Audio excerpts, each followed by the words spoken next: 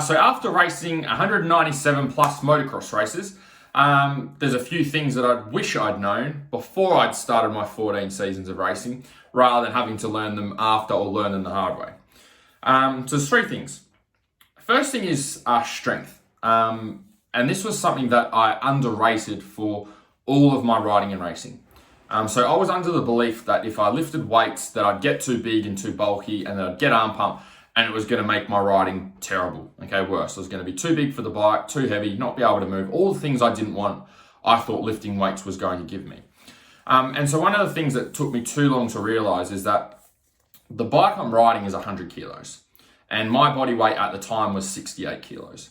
So I've got a 100 kilo bike. I had my body weight at 68 kilos. That's 168 kilos that I had to be able to muscle around for a 10, 15, 20 minute moto. And so there was no amount of cycling or no amount of push-ups I could do at home or no amount of swimming that I could do that was ever going to get me the strength I needed to make the bike feel light. And so I always felt when I was riding, I was like running out of energy. I always felt depleted. I always felt defeated by riding the bike, especially when the tracks got rougher and especially on the sand tracks where you really had to muscle the bike around.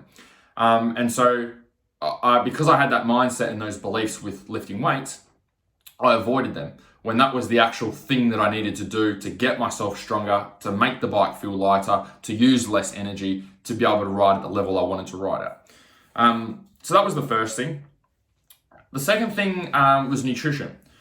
When I was riding, especially on hot days, I always struggled a lot with the heat and I struggled a lot with energy. And that was more so towards the end of race day when the track was rough and also towards the end of each moto as well. And it didn't seem to matter what I did. It's just that I always had that feeling. And so I really dreaded going to the rough tracks and doing the big motos, especially like at the state rounds or the nationals. We had a couple of the junior nationals at Coolum, where it was, quite sandy and very rough.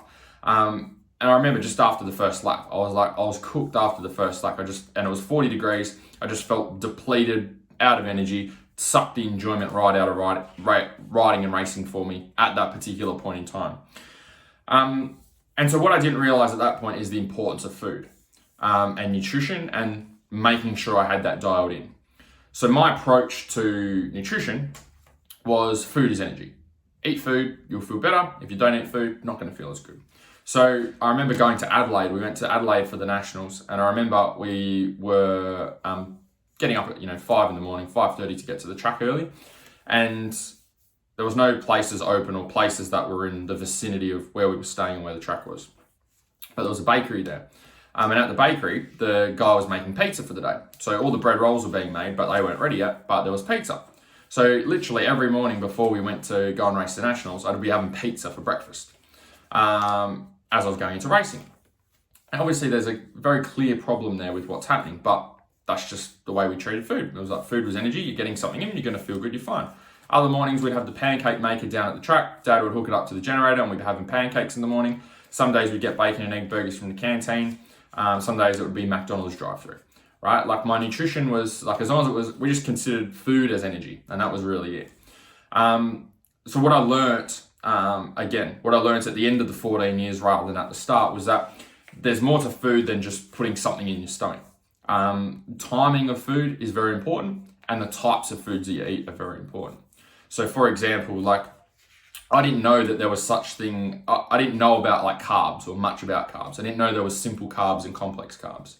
I didn't know you should have complex carbs 4 hours before you ride. I didn't know you should have simple carbs half an hour before you ride. So for those of you at home, that's like complex carbs like sweet potatoes, brown rice, quinoa. We want to have them 4 hours before we go and ride. Simple carbs, things like fruit or a carb gel, you want to be having roughly half an hour before every ride. And so sometimes for me, I'd go multiple races without getting anything in my stomach. So I might go like have my pancakes in the morning and then have them early and then go do practice and then do a race and then maybe do another race and then have lunch and then get something in, okay? And then I'd be having like a burger or something or chips and then have all that sitting in your stomach for the last race. So I just didn't understand. I didn't understand that I needed to follow those carb strategies. And I also didn't understand that my body's not ready for food when I'm racing. I would always try and force food in and just put it in because I was like, I need the energy. What I didn't realize is I needed to be getting my nutrients in through liquid form because my stomach's not going to be ready to digest food when my body's under stress and it's been riding and racing and I'm nervous or anxious for racing.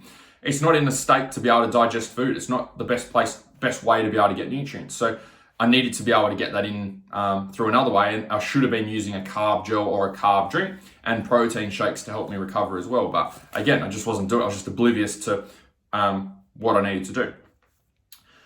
Third thing is strategy, okay, with riding. Like when we were going riding, me, my brother, obviously Dad would take us out when being younger. A good day's worth of riding was like determined by how much fuel we got through. So for a motocross track, if we got through like a full tank of fuel or more, that's like a good day's riding. Yeah, like today was a good day, good work, guys. You did heaps of riding. If we didn't get through as much, when we went through half a tank or a quarter of a tank, it was like, oh, today was like a waste of time. Why do we go riding? We got to ramp it up and do more next time. And so when I'd go riding, that would dictate a good riding day. Okay, just how much riding we did.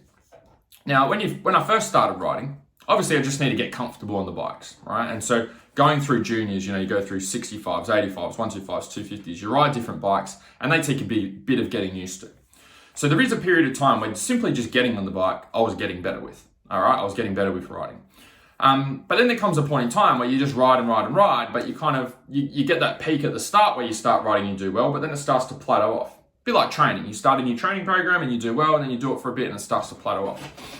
And that's what happened with my riding. So I got to A grade, and I was maybe like a top 5 rider around that area, top 10, depending on what grade, or what bike I was riding at a particular point in time, but maybe top 5, top 10 in A grade. But I kind of just stuck around that. Okay, I was never really like a top 3 guy or winning races, or I kind of just stuck in that area. And the reason for that is I just had no strategy with how to improve my riding. I never looked at my riding and went, oh, I'm not really good at sand, or oh, I'm really fading at the end of races, or oh, I need to get better with ruts. I never did any of that stuff. Even though I did, coaching courses with Paul Broomfield or Greg Moss or whoever else that taught all that stuff, I never actually implemented it in my practice. I just went and did the courses and I was like, oh, yeah. And to be honest, probably found the skill stuff we did in those courses kind of boring. I just enjoyed riding. But to get better, I needed to be doing those things in my practice, and I didn't do that. It was just based on riding, and again, how much fuel I was able to get through. So for those of you who are new to the channel, my name is Andrew Hammer. Struggled with riding and racing fitness for 14 seasons of racing. And hopefully that gives you some insight into some of the mistakes I made, so you don't make those mistakes with your riding.